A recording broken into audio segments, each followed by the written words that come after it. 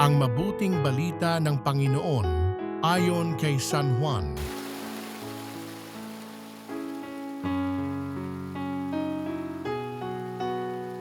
Noong panahong iyon, sinabi ni Jesus sa kanyang mga alagad, "Kung iniibig ninyo ako, tutuparin ninyo ang aking mga utos.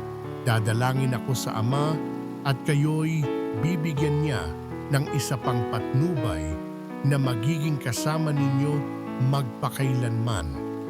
Ito'y ang Espiritu ng katotohanan na hindi matanggap ng sanlibutan sapagkat hindi siya nakikita ni nakikilala ng sanlibutan.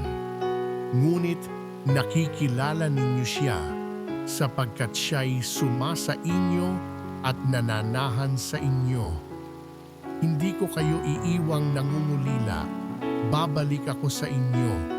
Kaunting panahon na lamang at hindi na ako makikita ng sanlibutan, ngunit ako'y makikita ninyo sapagkat mabubuhay ako at mabubuhay rin kayo.